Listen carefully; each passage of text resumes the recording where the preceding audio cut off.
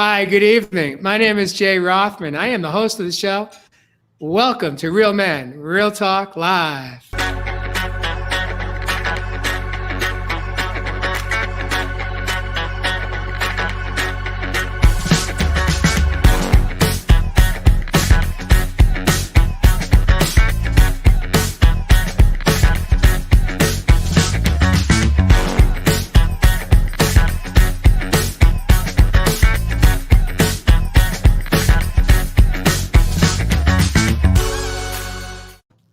Hi, good evening. Again, my name is Jay Rothman. I'm the host of the show. I'm excited to have in the studio my co-host coming in from around the globe.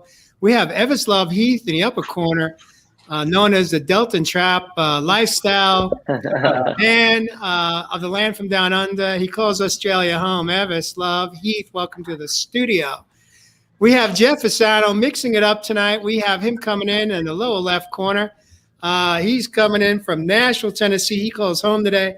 And of course, we have Josh Richer, somewhere in the Americas, south of North America. Welcome to the show, guys. Good brothers in the house. Here we Thanks are. for having me. Thanks for having me. We're live. Hey, everybody out there. What I'd like to do is just take a moment here to also welcome our viewers and guests to the show tonight. We appreciate you so much. We thank you for supporting our show week after week. I think tonight may be our 42nd episode since we launched back in 2020. If you hear something that you like or love with like or love, please tap your love button on your monitor. And if you should have any questions or comments, please light us up and we'll do our best to acknowledge you. We can't get to all the statements and questions, but we'll do our best. Before we jump into the topic tonight, which is all about the difference between attachment, entanglement, and connection in relationships and in our life, I'd like to just take a moment here just to congratulate Evis on launching his new brand. He launched it today, I believe, today in the US, probably yesterday in Australia. But congratulations on your brand launch and best of luck to you and your partner, Owen, in this beautiful product line. Yeah, man. Thanks, brother. It's really exciting, man. It's obviously been quite a busy few months. And, me, very techie. I love getting in behind the scenes and doing a lot of what you see as the finished, polished product. But, a lot of us in the online space know how much work it goes into building what we see. And, the brand itself, I'm really excited to share, and to my brother, my partner in crime, Owie, for stepping out of his comfort zone, because a lot of this brand really is, you getting out of that comfort zone and really building that confidence within, and just knowing that DNT's got your back literally when it's on your back. So yeah, thanks, Jack. I took a quick look at the product line this morning before I jumped out into what you call the bush in Australia, back in the mountains here in Sedona. And I really love the product. And so I sent you a note and I said, is the product available in the US? And the answer was yes. So I plan on picking up a couple of T-shirts and or tank tops and wearing it out here in the Red Rock Mountains here and see what we can do to drive some business for you. Really appreciate it. Thanks, my brother. You're welcome. You're welcome. So in any event, again, back to tonight's show. I'm excited about our topic because there's bits and pieces that I'm still trying to wrap my head around. What's the difference between attachment, entanglement? Of course, many of us believe that there's really three ways to show up in our life, relationally speaking. Either we're in attachment, we're in entanglement, and or we are connected. I'm going to invite Ev, since you're in the upper shelf with me here in this studio. I'm going to invite you to warm us up and maybe break it down for us a little bit today, this evening, on what is the difference between all three, and get this show kicked off. Yeah, thanks, brother, again. And as always, my beautiful brother Ars and my sis Stars out there over the other side of the pond. If you're here in the land down under, thanks for joining. As always, the show wouldn't really be anything without you guys' support. So we really appreciate you. Remember, keep sharing our message out into the collective. because everything that we do come on here and talk about, it really can help someone on their journey, and really helping each other through these particular times. And it's really an important topic, because I think many of us would come into a particular part of our lives and not even realize those three very things in the very fabric of our own reality. Now, I came in and just did a quick short video this morning in regards to what are these things, and really being able to define each of them separately first, but then being able to really understand, and overstand how it may relate within your lives. And as you know, here on Real Men Real Talk Live, that relate is always going to come back to something within relationships, because they are a beautiful thing that we can see out there in our space, in our external world, to really reflect what's going on within. So for me, with attachments, what I really wanted to talk about in this morning's video, and I think we've got to really understand that I always try and share with people that everything is energy, energy. So coming from that entanglement level, when we dive into the understanding of what quantum entanglement is, it really got me understanding what entanglement was about from probably about 10 years ago when I started dipping into it.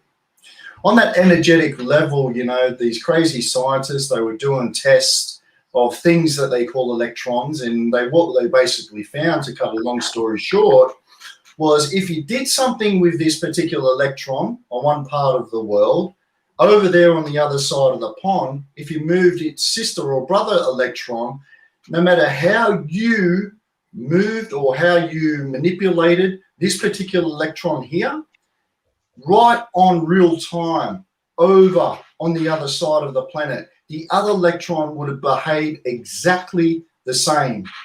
Now, why is all this mumbo jumbo science so important? Brothers and sisters, you are made up of electrons. We are made up of electrons. 6 protons, 6 electrons, 6 neutrons, to be precise.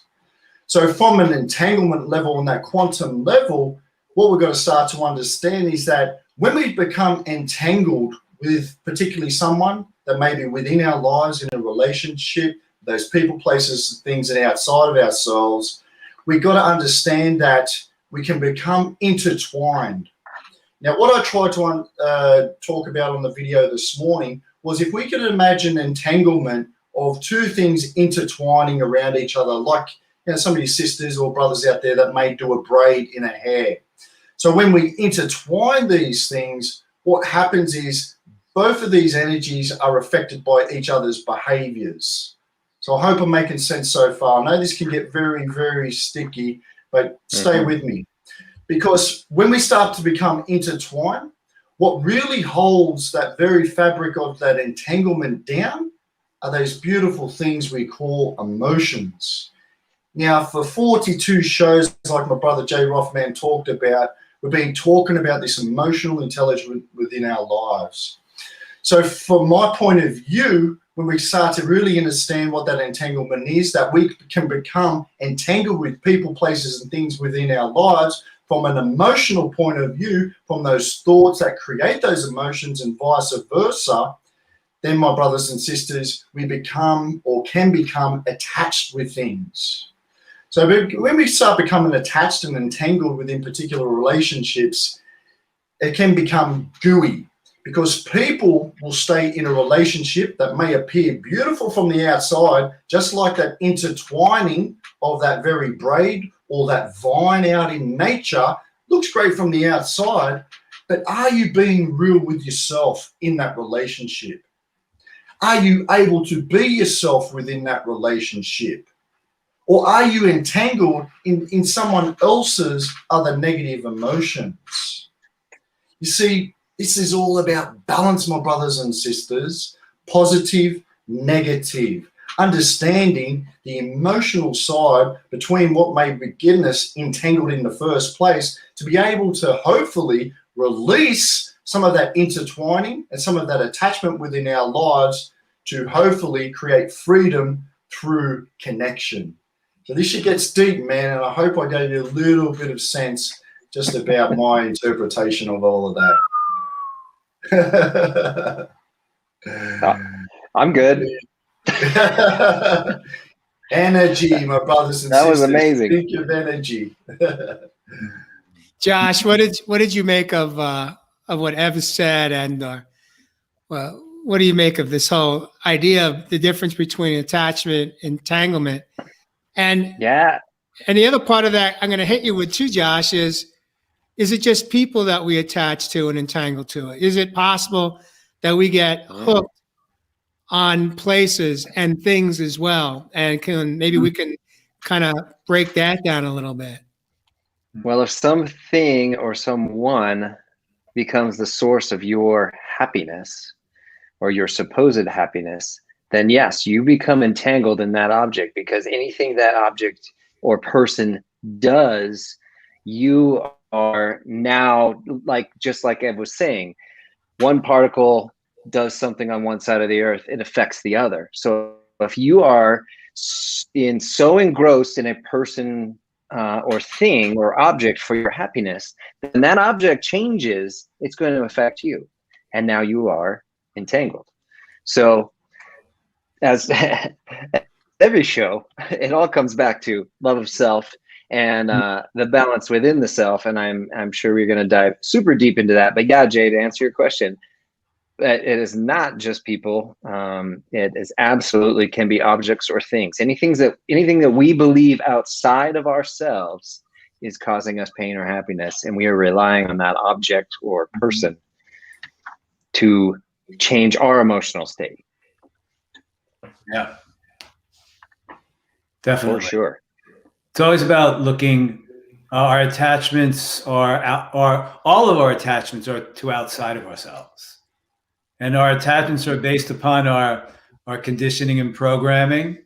Looking outside of ourselves for our joy in life, and then, as actually Josh just put it perfectly, if you're in a relationship with someone and you are looking to them for your satisfaction, your sense of self, even, you're placing an enormous amount of attachments on that person, which is really not coming from you, the adult. It's coming from that wounded little child inside of you, still looking for mom or dad to bring to them the joy, the love, the 5-year-old, 7-year-old, the 10-year-old, looking outside of themselves. They have no sense of self yet. Their sense of self hasn't been developed. So that's where, as we grow into adulthood, that's where our attachments come with that. And our attachments are really based upon wounding. It has nothing to do with anything healthy about the adult. It's about our wounding, looking outside of ourselves to people to lead us to the promised land. I'm going to go to that person. I'm going to look for that person. They're going to lead me there. They're going to take me there. Beautiful. That's an attachment. Good. That's an attachment. And what that really is you're still looking outside of yourself for mom and dad. I love that. And go ahead, Josh. I was going to say, and I'm curious too, at what point does an attachment to some sort of an emotional need that you're getting from a person, place, or thing, at what point does that cross over into entanglement? And I wonder if we could find that definition and that sort of, when we cross over and now we get so intertwined that it's hard to then discern ourselves from that other object or person. One word, brother: codependence. Right. Ev, I didn't hear you. Can you say that a little louder, please? Codependence. Ooh. Well, maybe we need to break that down. But before we go there, guys, I want to bring attention to Carrie Crary asked the question, and then Mary double kind of piggybacked her. She said, including God, and then Mary Kelly says, can you be connected to God, but not to yourself? So that's a double hit right there. So can we be attached or connected to God? And Mary then says, can we be connected to God but not to ourselves. Who wants to take it from your own experience and perspective, from your own research and studies in life? Who wants to take a shot at that? Anybody?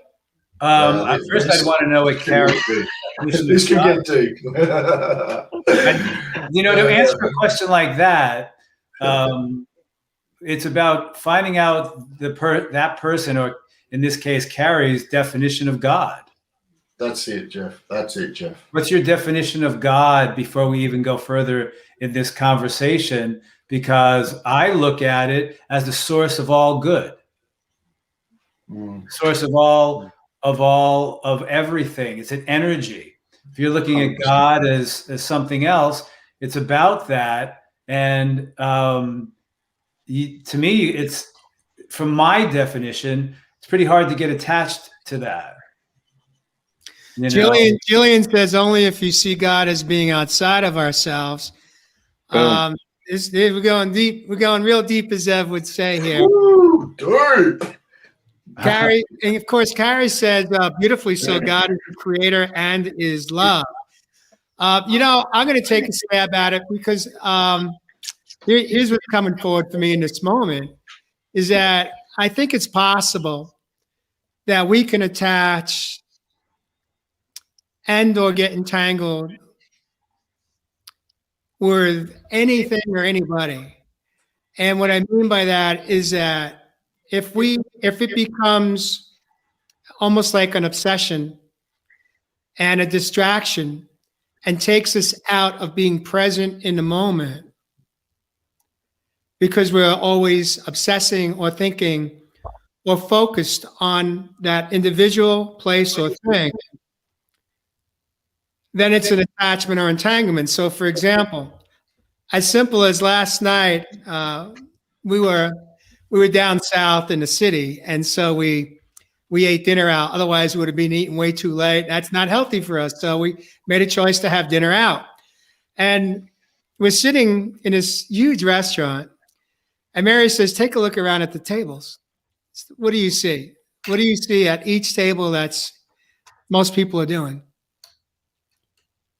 And it's right here. Almost every table, maybe 8 out of 10 tables, either the husband, the wife, the boyfriend, the girlfriend, and family members, including a young, beautiful girl as young as maybe 3 or 4, was on her phone. So are we connecting when we're having dinner or lunch or breakfast with friends or family members or on a date, and someone or many of us are detached because we're attached to our phone? What is that about? And how does that play into this attachment and entanglement and keeps us from connecting in the moment? Now, I could tell you for me personally, I have to really work at that. It's very easy for me to get sucked into the vortex of my phone. There's many things that I find attractive within my phone, but I am reminded quite often that when I'm there, I'm not here. And I know how important that is to my partner today. And so I have to consciously make an effort to detach from my phone, especially at a meal, and not have my phone present unless we're watching. Like tonight, we watched Everest's live from earlier today while we were having a quick bite. But typically it's where we have the music on and that's just in the background. What do you guys make of what I just shared? And we could jump back into God if you want. And Evan, anybody want to take a stab at that? Yeah, I guess, and it's another show again. We're gonna have to talk about unplugging to plug back in. I said in the green room just before the show, brothers, to my brothers and sisters out there, I said to the brothers, I'd actually done a video and got a reminder off Facebook exactly this time last year on a video of unplugging to plug back in to make that more intimate connection, not only with other people, places, and things outside of self, but most importantly, yourself. We can go into the science of it. We know that these technology things are creating dopamine hits, giving us those good buzz feelings, and creating addictions within people's lives. And I think that's where we've got to stop, because how we can connect it with that, and when we start to really understand where does the attachment and the entanglement cross over, like you mentioned, Jay, we got to understand that people that are getting into a codependent relationship, 9 times out of 10 have some sort of form of addiction. And I'm not talking about drugs, alcohol, or any of those other things. I'm talking about some sort of addiction based very similar to what you're talking about with technology, could be an example.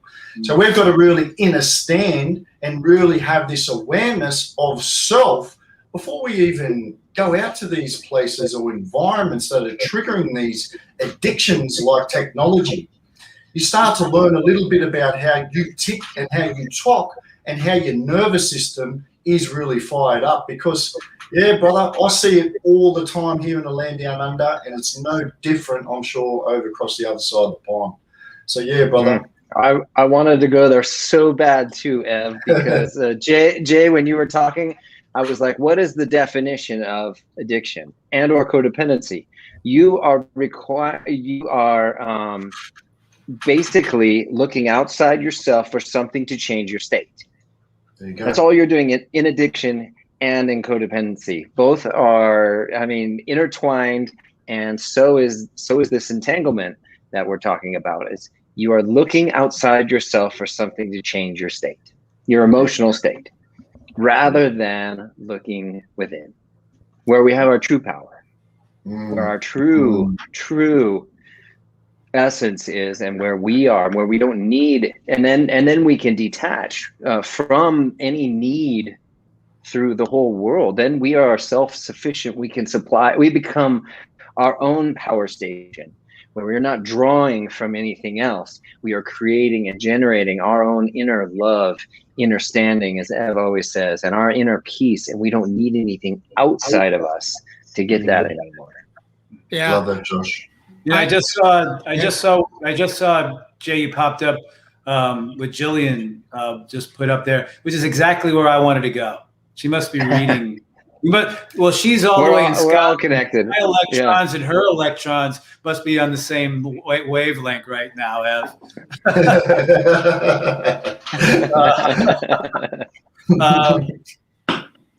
And I go. Well, it's all of that is taking away from your true connection with self, and I want to bring it back to connection. When we see, because that's where it begins. That's where every relationship begins with one another. It's feeling in your heart space a connection to somebody else. And it's an energetic connection. Mm-hmm.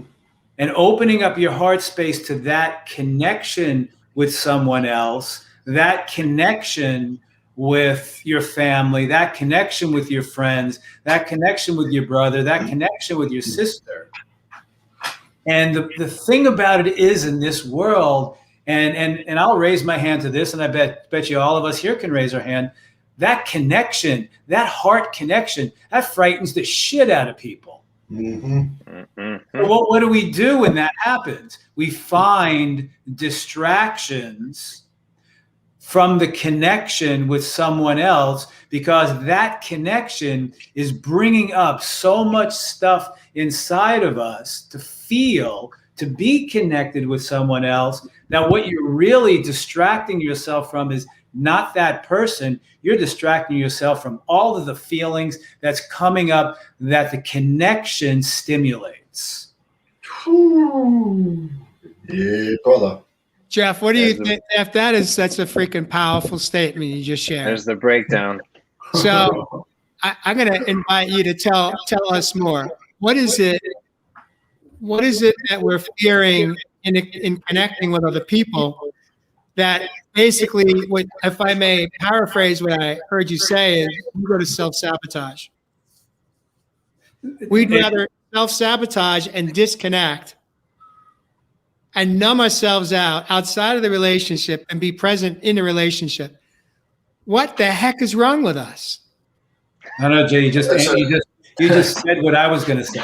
Like, But yeah, it's see what happens is in true connections with friends and heartfelt connections, what it brings up are feelings of maybe not good enough, feeling vulnerable in that moment when we open up our hearts and we're there, feelings of not perfect enough. There's feelings of joy, and maybe you're frightened the hell of that because you're conditioned that this relationship's never going to work out.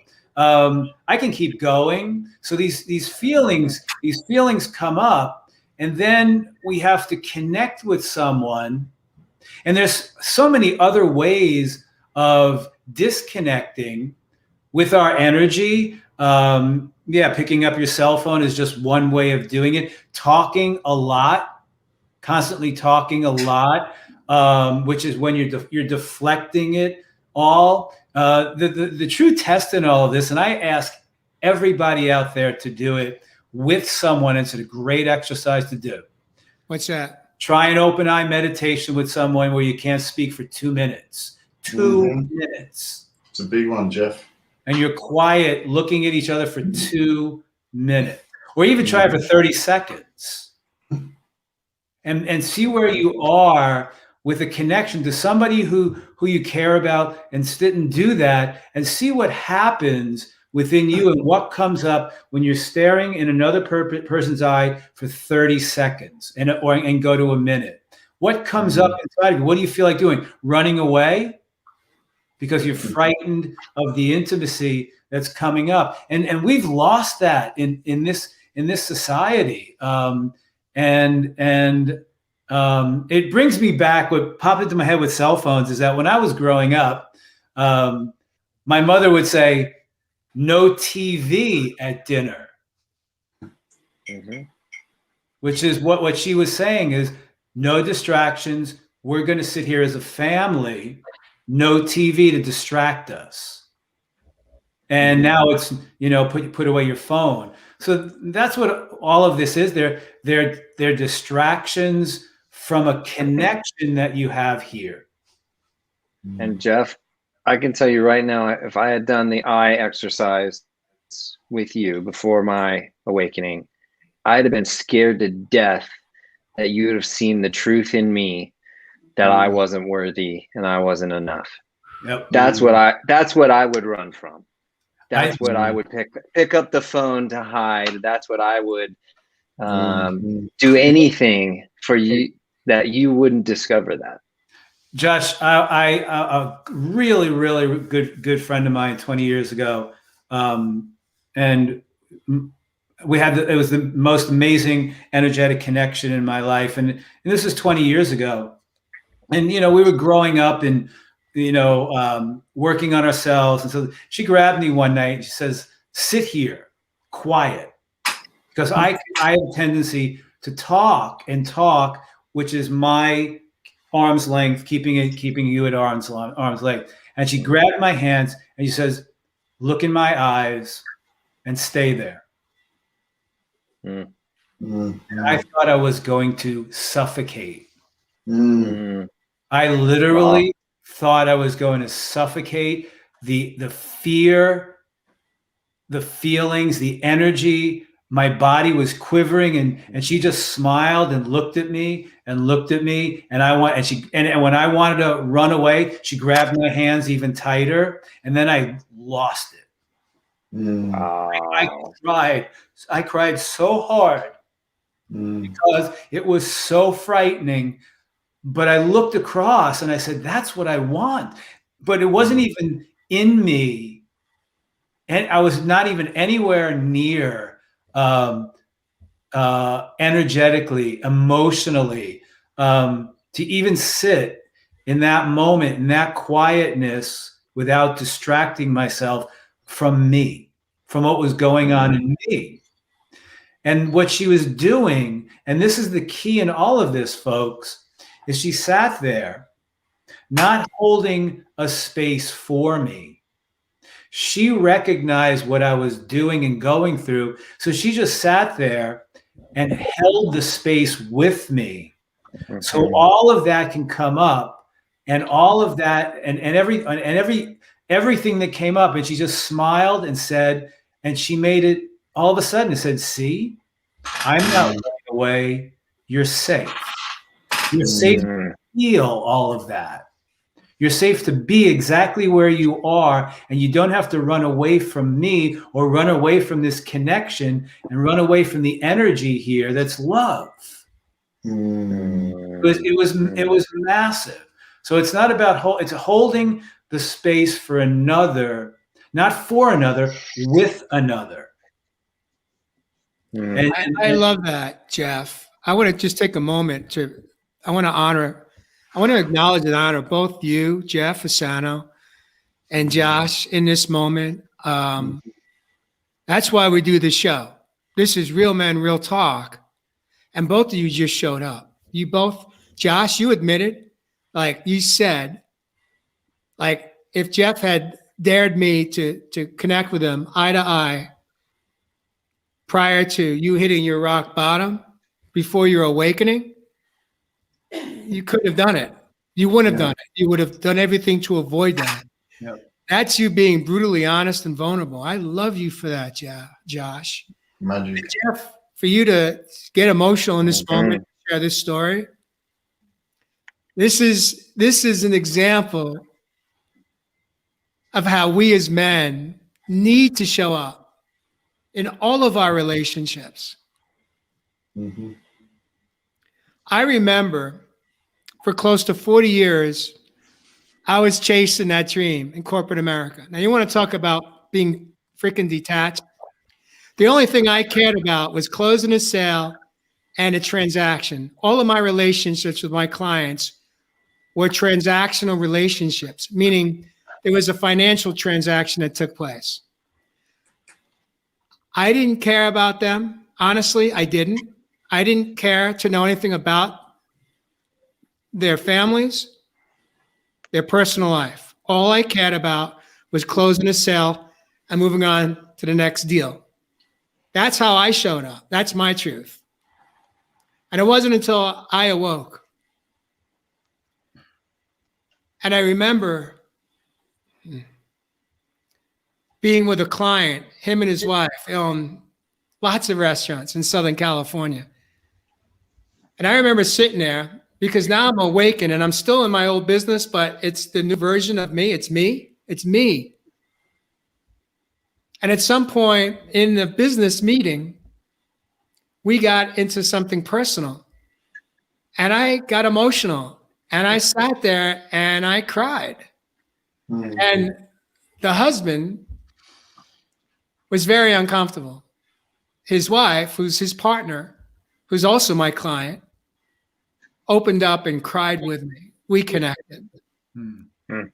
And it was the first time in 40 years that I felt safe enough to just show up and be who I was, authentic, and care enough about my clients and actually get emotional and feel something that they had shared with me, something going on in their personal life about the, potentially catastrophic situation on health. And so I know it's possible as men and as women that just because we showed up cold as ice, it doesn't mean that that's how we show up today. That was then, this is now. Josh, you acknowledge like you couldn't have done that before, but today you can. Jeff, the same with you, I'm sure. What are you making of what I'm just putting down here? You put me back into bliss mode, my brother. All you three brothers, just honor your stories that you share, and it's just absolutely beautiful. Like you said, my man, Real Talk Live, and yeah, brother. I mean, it really is something that's coming up for me is this whole idea of non-verbal communication. Just how powerful it can be to get us into that self-awareness and that self-realization state where you beautiful brothers have now got yourself to a position within your lives that, through these experiences, you've been able to monitor the way that you were behaving to, have a benchmark to say where you do want to go. And to me, my brothers and sisters, that's what it is all about. Really being able to monitor your behavior and become self-aware that you may have certain patterns over time that just constantly repeat and repeat unconsciously until we have those certain experiences within our lives to move us forward into what you're talking about, Jay. So absolutely beautiful, man. Yeah. Love that, Av. I love what Abigail just said here. She said, it's important to allow people to tell their stories from their own perspective and not the one they were told was acceptable. That's a whole other show topic, all on belief systems and Yeah, man. Right. and how we and break our stories. Yeah, we're getting some feedback. It seems to be stronger coming in from you. It may have something to do with your energy this evening. I don't know if you want to maybe drop out of the program and come back in, see if we see how it goes. I want to share one other quick story that happened just today about attachment to things. Mary and I set out on a hike today on a new trail, and our intention was to hike to the top of this trail, top of this mountain. It's not just a trail. We were going up to the top of this mountain, and that was our intention. And we were about 3/4 of the way, if not further. We had maybe 30 minutes, 45 minutes max to get to the highest. We were at the second highest. And when I did some quick math, I realized that it would get us back too close to sunset, to darkness. And I didn't want us to take that risk, that chance, injured or worse. And as we turn around, we're about 20 minutes down, 3 guys pass us. And I asked them if they'd been on a trail before. They said yes, they're heading to the peak. And I asked if we had made it, and we said no, we turned around. We wanted to beat the darkness. And Echo's still there, Taz. Thank you for telling me that. But what ended up happening was, in that moment, they invited us. They said to us, oh, it's only 20 more minutes. Now, we had just spent 20 minutes coming down from the summit that we were at. So I knew that was not accurate, number one. Secondly, they said, just follow us. We've been there before. We'll get you there. Now, if I was attached to the goal of us making it to that destination, I gave my ego about less than 5 seconds to say, that's a great idea. These guys are going to get us there because they've done it before, even though I knew they couldn't get us there in 20. And I wasn't willing to risk getting injured or having a catastrophic event happen in the darkness. I was not attached to our goal of making it to this destination, because what I had experienced was along the path, we had so many beautiful moments, so many beautiful views and experiences along this trail, that it didn't matter if we made it to the final destination. What mattered is that we were present. What mattered was that we accomplished something we hadn't done before. It was probably the highest mountain range that we were scrambling and free solo rock climbing and just having an amazing afternoon. I was able to, in that moment, I didn't even look at Mary to say, what do you think? I just said, you know what? I think we'll pass. We can come back anytime we want. We live in town. That was me not being attached to the outcome. That was me saying, you know what? How important is it? We accomplished so much more than getting to that final destination. If we never make it there, I'll be at peace with that too. It's a hell of a freaking hike. But you get my point about when we get attached to an outcome, we miss the gift. We miss the blessings of everything that happens along the way to get there. And in the end, when you're able to recognize that, how important is it that we get there? Sometimes we learn more about the journey, not the destination. and it's more than enough. And for me today, I got what I needed. Mm. I didn't have to be attached to the outcome. Mhm.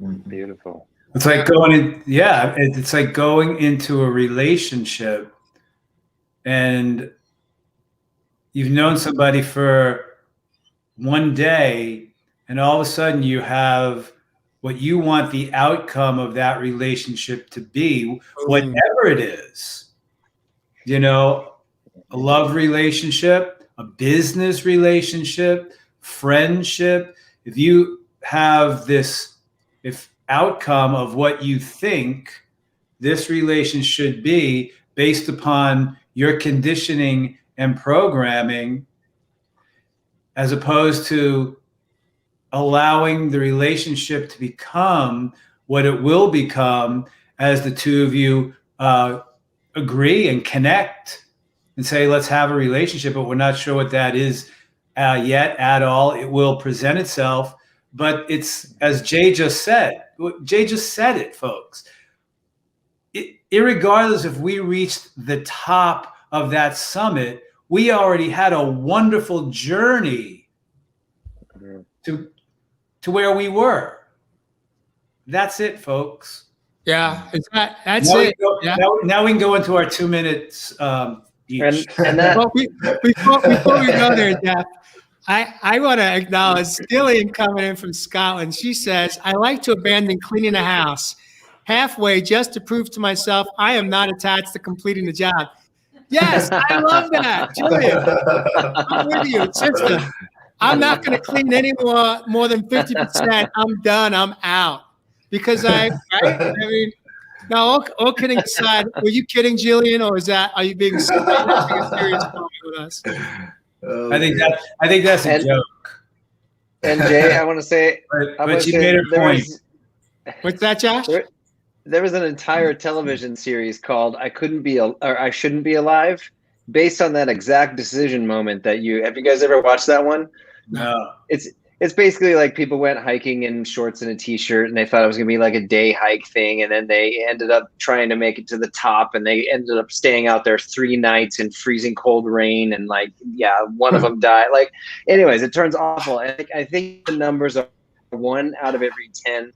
Is it 1 out of every 10 people that climb Everest dies for very much the same reason? Wow. It's the attachment to that outcome. So is when our self-worth or when our value is tied up in these outcomes, that's when we make these detrimental choices. There you go. That's great. And that's when we start to fail ourselves and fail our safety and die. That's huge, Josh. That is so huge, right? What you just said. That's it, brother. That's it. Yeah. When we walked away from those guys that offered us the ride, the key to the castle, right?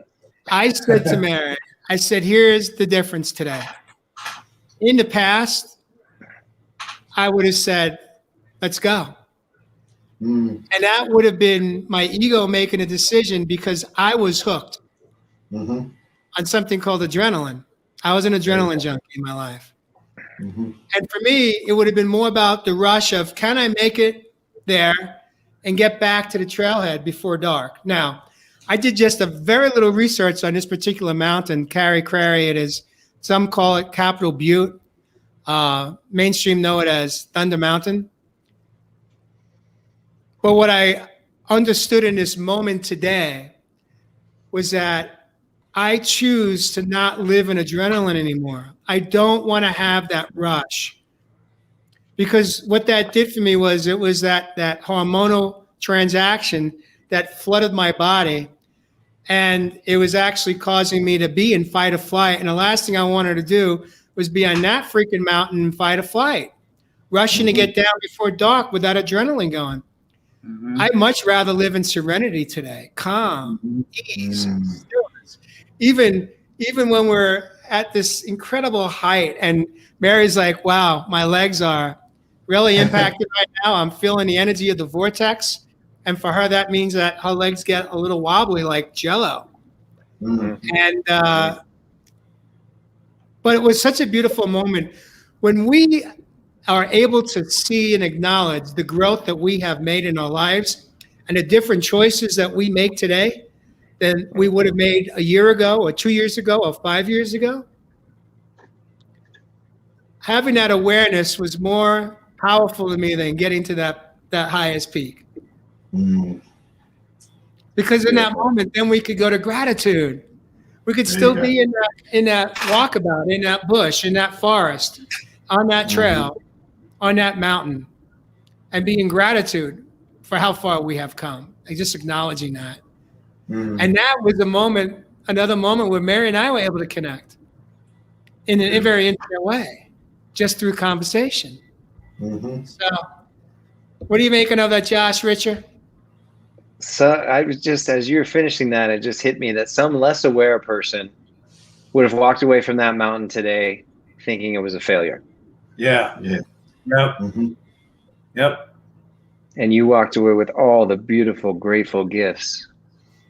I've never seen that mountain, but I know where you live, Jay, and it's gorgeous. I can't imagine how wonderful that is and how someone could rob themselves of that. But I've done it. I've done it too. I lived that life. It was about the goal. It wasn't about the here. It wasn't about the now. It wasn't about connecting. It was about the goal. You know what it's about? It's great to have goals in life and let them be etheric. A goal is etheric. It's not tangible. If we can look at it that way, like, I did it in my life. When I was walking in Times Square once early on in my career, it was with my friend Maria. I said, one day my photos are going to be on one of these billboards. But it wasn't why I was doing what I was doing. I wasn't doing it to get there.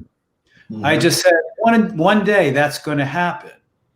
And then I would let it go because it's about the journey of the whole process. I mean, if that never happened, it would have been fine. But it's really about when we let go of the heartfelt, energetic connection, and we look at someone or something as an object to conquer. To conquer? An object to conquer. Meaning what we're talking about was, I'm going to conquer that, which has nothing to do with connection. That's why I want to bring it back to like connection. I'm looking at that person and I'm going to conquer it. He is the object of my affection. And we take out the energetic connection in our heart space and see that, and we make the goal an object of what we want to conquer. We make that job, or as Jay just put it, the peak of that trail, of that mountain. That is what I want to conquer on my way up there. And I am so determined. My ego is so filled. My adrenaline is rushing. I don't care about anything else or anybody else around me. I'm going to conquer that damn thing. And then what we do is we forget about life surrounding it, the journey surrounding everything. And the reason why I could talk about this is because I did it. I had that. I wanted to conquer that. And then we take the humanity out of it, the connection of one another to get it. It goes away.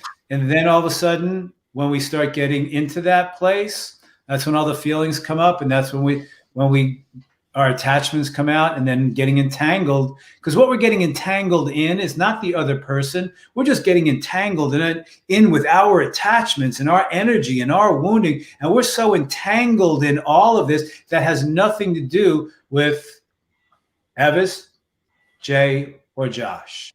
It's all in here. That's what I'm getting entangled in. Thank you for sharing that, Jeff Fasano, bringing it home one more Friday evening on Real Men, Real Talk Live.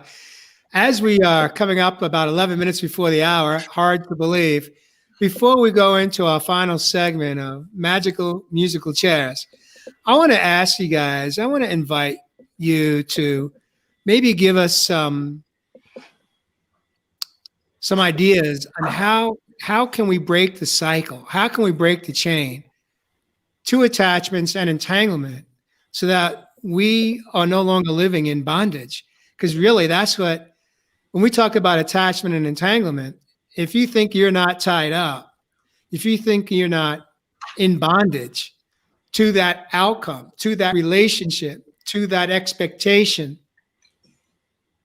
to that goal, you're kidding yourself. So we spent a lot of time kind of really deciphering and exploring the difference between all three. Knowing, I think it's safe to say that connection is really the sweet spot. It's where we want to, it's really where we want to land. How do we get there? Ev, want to give a step? Yeah, man, I'll have a start. And, it's good you're touching on that, Jay, because I think initially, though, we've got to really understand, and going back to that codependency word on those people, places, and things outside of self that you may be, finding an addiction to or becoming entangled with, we've got to become aware first of repetitive behaviors that may not be serving or aligning to our true purpose or what it is we're, looking to connect with within that relationship. Because if we start to become more self-aware and start to find this self-realization of those repetitive behaviors, then we can start making a check on what we may, want to see differently within the reality that we're currently in. For me, really understanding, and like you said earlier, to be still, be present. We keep talking about this presence word, and be calm and focused and see where that focus is going. Where is your attention being paid to? Where is that attention, that energy being paid forth? So really understanding, like I said first, maybe checking out some of those repetitive behaviors that don't feel right. If they don't feel right and you see it over and over again, well, isn't it time to realign to something that does feel right? We sit in some of these relationships, and because we become codependent, we lean on that other person, place, or thing. Before too long, we become so unconscious, we don't even realize that, we may be putting up with something toxic within our lives. We may need that person, place, or thing to fulfill that piece of our heart or place that we once let go as a child.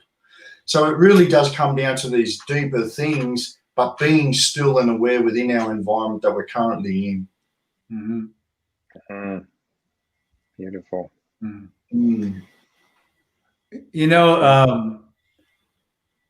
It reminds me of a Seinfeld.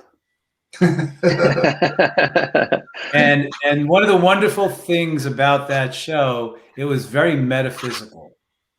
The show where, George is in all his comfort zones and what he would normally do, and he decided to do the opposite of everything that he was comfortable doing, and how that shifted and changed his life.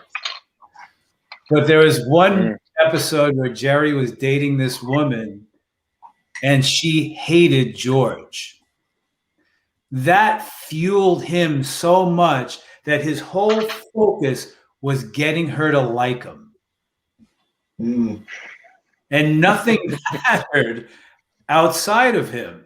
He had opportunities, and it was, Jerry, I'm going to get her to like me. And that's the point. It's focusing on something that is probably not pleasurable, but focusing on something so deeply inside of yourself that it just leads you on a path that is not even joyous. It's not even uplifting.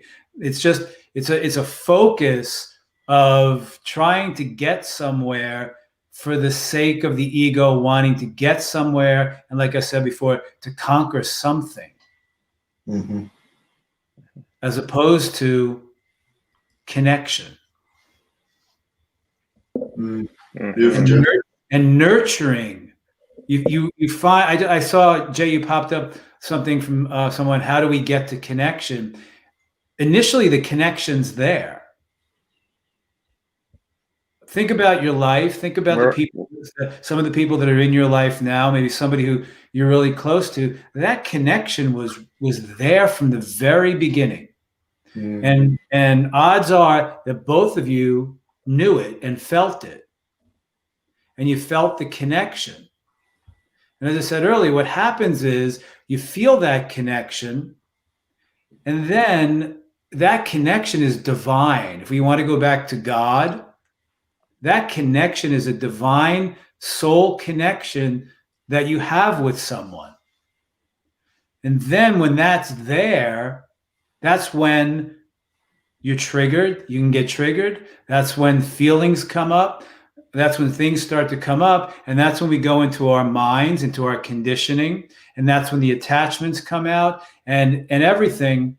And in that moment, when you feel the connection, each person, if it's with a person, has a choice to feel that connection, to express that connection, and then say, well, let's see what this is. And then you begin to nurture the connection between the two of you. Oh, I'm feeling that. I'm feeling that. One person might want it. The other person will just not even be there because it's brought up so much stuff inside of them that they will not entertain the connection, because what's more important is avoiding all of the stuff that's coming up.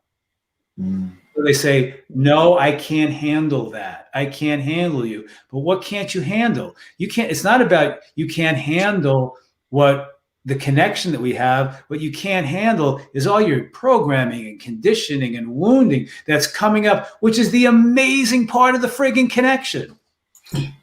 Yeah, you got it. Beautiful. Jeff Fasano, thank you for sharing that. It's the time of the show where we jump into something called magical musical chairs. That's where I give each one of you as my co-hosts. Tonight we're going to go 2 to 3 minutes to either put a pretty bow on a show, close us out with your closing thoughts, and or share tips, tricks, and tools to break your chain, to put down your armor, to attachments and entanglement, so that you can connect more. Ev, since you may have to drop out a little early, you may be dropping off air. I'm going to put you up in a hot seat next to me first, and thank you. take it out. Awesome, my brother. And yeah, if I've got to cut a track, I apologise, my brothers and sisters. But thank you, as always, from the bottom of my heart here on the other side of the pond, for supporting what we do out here on Real Men Real Talk Live. And I'm sure my brothers do a little CTA at the end of the segment to make sure that you really subscribe over on YouTube, or really try and dock in over at Spotify or Google Plus to listen to us on the audio. For me, just to finish up tonight, and thanks again, once again, brothers, absolute beautiful. It's really got me a really clear idea about the difference of these three things that we're discussing within entanglement, attachment and connections. And I think, one of those things that I just wanted to finish up with that I didn't really mention, and we have mentioned on it, is show after show after show. It really is coming back down to that self-care. It really is coming back down to that self-awareness. Most importantly, it really is coming back to that self-love. That is the ultimate connection that we are all seeking here, my brothers and sisters. And, we've grown up in a time, whether it's through conditioning or program or what we were witnessing or experienced as children, that we actually saw power, or we saw love, as pain. So what happens that I've found is that many of us in relationships, we're really scared to open up and really allow that heart to awaken and open. So we close off. We may become disconnected. We may be out in the restaurant and jump on the the cell phone to, you know, connect in another way. But really, at the end of the day, it is distracting. So I find if we can really start becoming more self-aware in our daily lives, and if there are these behaviors like I mentioned earlier, to become aware of those and really think to yourself, what does align to my true purpose? What does align to my heart space? You know, we've dived in deep about connection tonight, and I think it could be another show altogether. But, you know, when we start to really understand that we are all connected and we are one, that at the end of the day, no matter whether we've become entangled or we've become attached to things, people, places within our lives, that when we're able to let go and release some of those things that may have distracted us to this point in our lives, that we can unplug and truly plug back in to that divine spark that each and all of us have, that our brothers and sisters ask them, what is God? It is you, my brother. It is you, my sister. You are the generation. You are the operation. You are the disintegration. It is a cycle. I've always looked at that word God as an acronym for those three things. So when we are able to unplug and plug back into our true divine source, that is God itself, then now we can start moving on and really be the person that we want to see within our lives and connect to that alignment of true self and that oneness that we keep talking about on our Real Mineral Talk Live. Wow. So thanks, brother. Wow. Beautiful. Damn, breaking it down. You just hit on wow, on something. Usually Josh does this to me, but when you just said some of us think love is pain.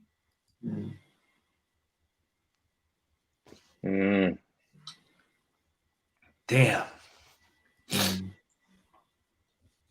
Love you, Jeff. Jeff, what's coming up right now? What are you feeling? I never thought of that, and just listening to Ev and feeling that energy. There's a part of me. I've never. It just it's at times if I open my heart to love, it's going to cause pain. That's my attachment to it. Mm-hmm. That's my attachment to that. If I open my heart to love, and I'm doing that, and doing that in a bigger way in my life, somewhere, somehow, my attachment is there's going to be pain involved in this. There's going to be abandonment involved in this. There's going to be betrayal involved in this. I'm going to lose myself in this. Those are all my attachments, or all of my old attachments to love. If I open my heart to love, it's going to cause pain. It's going to cause this. It's going to cause that. So why the hell am I going to do that? You know what? I'll just shut my heart down and go about my day and go about my life and do this. And I did that in my life, and I'm not doing it anymore. But Ev, you just popped it open of my attachment, my old attachment to love, opening my heart. Is there somewhere in there? It's going to suck. Somewhere in there, I'm going to be used. Somewhere in there that you're going to want something from me. Somewhere in there, it's not me who you love. So all of this, those were and still are in many, many instances, my attachments to love. Thank you, Evis. Thank you so much. Love you, brother. Hey, Jeff. Thank you. I love how you showed up tonight. And I have a suspicion that next week's episode, which we're going to have a special guest join us, I have a suspicion we're going to go there. Maybe the topic is love is pain. What is love? Beautiful. I feel you in this moment. I feel you. I see you. I see you, Jeff. And is it possible that that's no longer true? It doesn't have to be. You see, what we could change is our relationship with love. Because how it was painful, didn't serve many of us.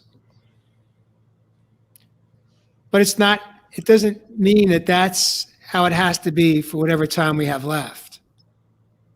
In this lifetime, we could change our relationship with the experience of feeling all of the feelings of intimacy, of a loving relationship. Because I think the game changer, what changed it for me, was when I understood what I was most fearful of was coming from my younger self, JJ. And once I understood that, he was the one that was scared. He was the one that was afraid. He was the one that was doing everything he could do to avoid it. Mm-hmm. And when I understood that, in order for me to break that cycle to that relationship of love is pain, I had to be willing to show up and grow up for my younger self. Hold him, honor him, have those conversations with that younger Jeffrey, that little Jeffrey, and let him know that no matter what happens, no matter what may unfold in a relationship, that you will never abandon him. You will always love him unconditionally. It's you.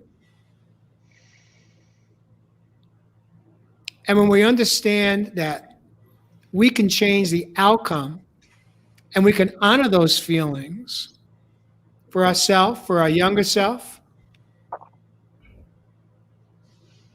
we now have freedom. We now have freedom to love our friends, our partners, our husbands, our wives, without fear of being abandoned or hurt or disrespected one more time.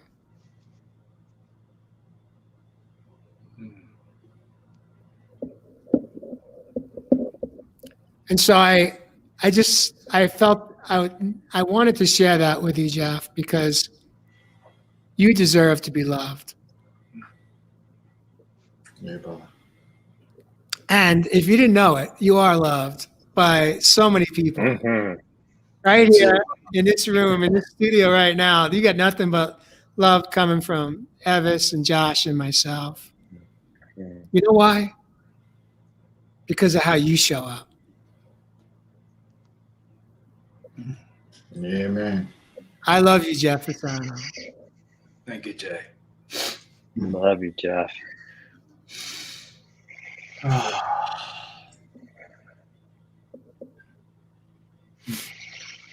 Have you thought you were going to get off the hook early tonight? Oh, brothers. So much love. So much love. Jeff, we're so well. You kind of used up your time, but I'm going to give you. I'm done. I'm going to give you a pass. But what I would like you. to ask you to do, since next week we have a special guest joining us, could you just take maybe a minute or two, spontaneously, just to introduce who the guest will be, who is she, and why is she joining us? What's the topic going to be on next week? Next week, folks, we've got this a woman I've known for a very, very long time. Her name is Rosie Mercado. Beautiful woman, beautiful heart, beautiful soul. She was a full-figured model and still is, and she was on a television show called The Doctors on CBS for a while. She was a member of that show, but she has an incredible story. about relationships, about the inner journey that she's taken in her life to come to the place of where she is in immense abundance in her life, and what she learned along the way. And I really don't want to go into it too deeply because it'd be great to hear it. It'll be fantastic to hear it directly for her. But she's a remarkable woman, a very beautiful, beautiful woman, beautiful heart, beautiful soul. And her journey is magnificent. Her journey will teach us all something about self-love, about relationships, about toxic relationships, about relationships that don't work. But now the journey has put her into a relationship that is amazingly working really well because of her courageousness for her inner journey. She's a fabulous woman. Like I said, I've known her a long time. And I think most of you will recognize her when you see her. Beautiful. That'll be next Friday night at 6 o'clock on the West Coast, 9 o'clock on the East Coast, 8 o'clock Central Standard Time in the United States. Josh, before I have you jump in for your 2 minutes wrap, I want to just acknowledge our viewers one more time this evening. For those of you that are on for the first time, catching us live or on replay, thank you so much for joining us. We hope you heard something that possibly changes the trajectory of your life right here, right now. I do want to acknowledge Lorena Cuffey, as well as Lorena. Let us know where you're coming in from. Welcome, you're coming in. I know you're coming in on our YouTube channel. Love to know what city or state or country you call home today. Welcome to Real Men, Real Talk. Also, Tunisia, thank you so much for joining us, catching the show tonight. She actually, we met just a couple of months ago. She booked me for a hiking experience, and we spent 3 hours together. Beautiful, beautiful young lady. Took her up to a beautiful cave, and just an absolutely intimate connection with nature and with me. Thank you so much for joining us on the live show tonight, Real Men, Real Talk Live. Josh, Richard, I'm going to put you up in the hot seat for either tips, tricks, and tools, or put a pretty bow in the shell. All right. Well, beautiful show tonight, you guys. Holy cow. I love the space that we all hold for each other. And Jeff, I love you so much, man. Jay, you too. And Ev, he had to bounce. He had a client he has to run to, and we went long, as we sometimes often do, but it's because we get on a roll. And this is never scripted. And for those of you joining us for the first time, we never cry. We're never vulnerable, and that's all worth it because we show up this way every week. It's lovely. I'm so, speaking of gratitude, Jay, and your hike, I'm so grateful to be a part of all of this with all of you. And so thank you all for being your wonderful selves. I love you all, and I love myself. Lorena's comment really hit me, was how do we get to that connection? And Jeff, you hit it on the head. We already have it. Growing up and as children, we are all connected to one another. And what gets in the way of that connection is our attachments to an outcome, to a feeling that we're hoping to get, or soothing, or some wound of the child that we're hoping to quell those bad feelings. So I was thinking about, how do we get those out of the way then to make space for connection again? Because if connection is just the block, well, then we simply need to get that. If attachment is the block to our true connection, then we just need to focus on getting that out of the way. And I did an exercise, and I've mentioned it on past episodes, and I'm gonna stress again how powerful it was. And I invite each of you to try this for a week. But what I did, it was very simple. Everything I did, whether it was picking up my phone to check Instagram, or and I remember I was visiting my mom at Christmas time when I was in the middle of this week. I was doing this. I was asking myself the question, What's my motivation for everything I did? When my mom would say something in the kitchen and I would respond, I would be like, wow, what was my motivation for saying that? And I can't stress how insane the insights were. It not only highlighted all of my wounding, meaning that I was fishing for responses out of somebody by saying something, fishing for love or some sort of reassurance that I was needing at the time, or because I said something, I was trying to cover over a fear that I had, or it's amazing. And I did it for a whole week. Everything I did, I asked myself, what is my motivation for doing that? And it was like, wow, the walls became glass and I saw through to everything. And I learned an immense amount about myself. And I realized that a lot of my connections weren't true. I was thinking of things while somebody was talking. I wasn't active listening because I was, about ready to set up some comment where I wanted some feedback back for me. And it was about me. It wasn't about the connection. And so I learned an immense amount during that week. And then the following week, I started asking the question, what's their motivation? And I saw, just as the brick walls turned to glass for myself, I saw everyone's issues and all of their pain and all of their hurt. And my heart just went out to everybody.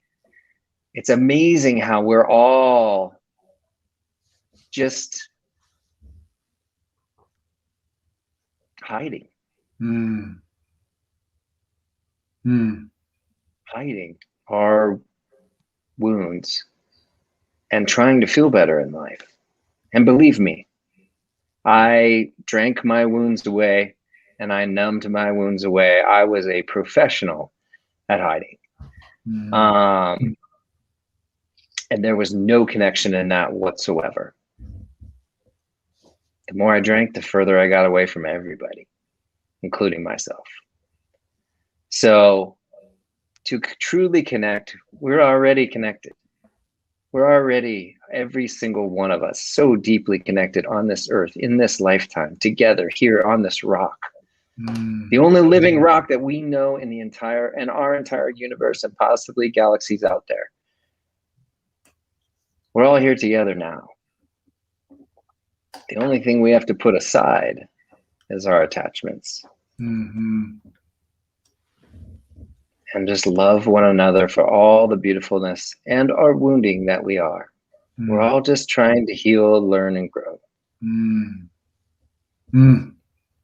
So to that, all of you, my brothers and sisters, I love you very, very, very deeply.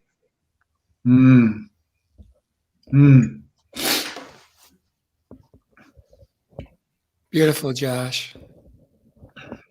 Well, you did it to me, Josh.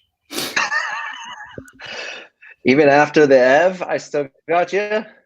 Yeah, you got Jeff, you had more. You have a lot of energy to release tonight. You know what it is. You say, if I may, you say you did it to me, and I'm going to invite you to consider something different than that, and that is this: that you're open to receive. Nobody's doing it to you. No one's doing it for you. You're just present. You're here. You show up, open to receive. You're in surrender when you're with us on Real Men, Real Talk Live.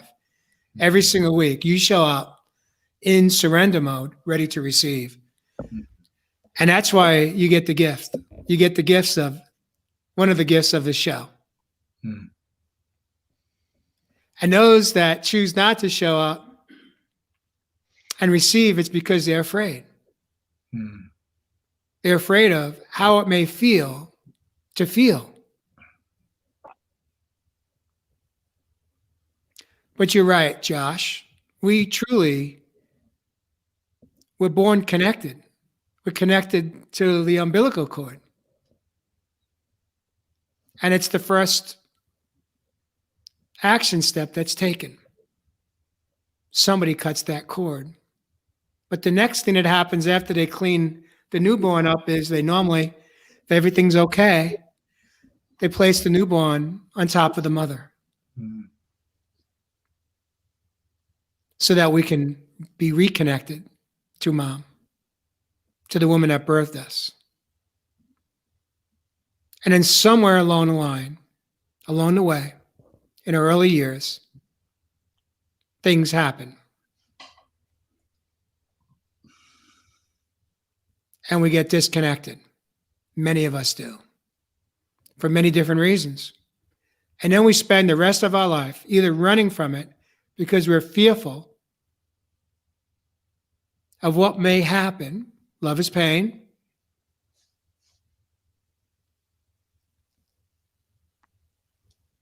Or we spend the rest of our life chasing it with expectations, with demands, with motives. Because some of us weren't taught how to love in a healthy way. I could tell you that person I'm speaking about is me.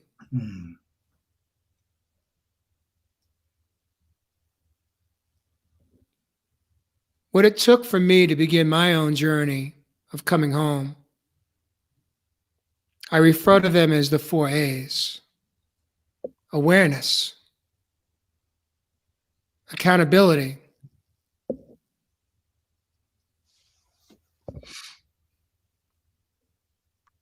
action.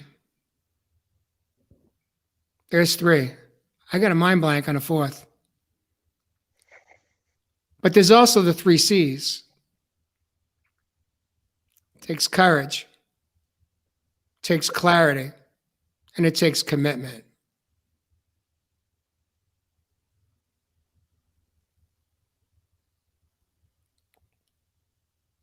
But ultimately, it's about surrender. It's time for us to surrender our old stories and our old relationship, connections and attachments and entanglements. We can change our relationship to our past experiences. And when we do that, everything changes. We open up. How many times when we open up our heart space, we just raise our arms in the air and we just take a nice deep breath in? How does that impact our moment in a big way? And so I invite you, our viewers, our listeners, first time guests coming in to listen to us, know it's possible. It truly is possible that you can break the chain to attachments and entanglements and begin to embrace the idea of connecting with others. It starts with you. Start there. Turn off the TV, turn off the sports, turn off Fox and CNN, WNBC or MSNBC, whatever it is you're listening to. Turn on the radio, turn on the music, dance, sing, skip, laugh, and just maybe you'll begin to love. Mm-hmm. That's what coming home can feel like. Mm-hmm. I love you guys. You're amazing. Thank you again for joining me on this second week in February. Next week, we have Rosie Mercado coming in, special guest, as Jeff mentioned. And viewers, thanks again for joining us. Please share it out on your Facebook feed, Subscribe to us on our YouTube channel and on Spotify or any of your podcast channels that you may tune into. We'll catch you guys next week. I love you all. Have a safe weekend. Have fun. Enjoy. And just stay in surrender. Mm. Love you guys. Jeff, peace out, brother. Josh. Love you guys too. Wow. See you all next week. Mm.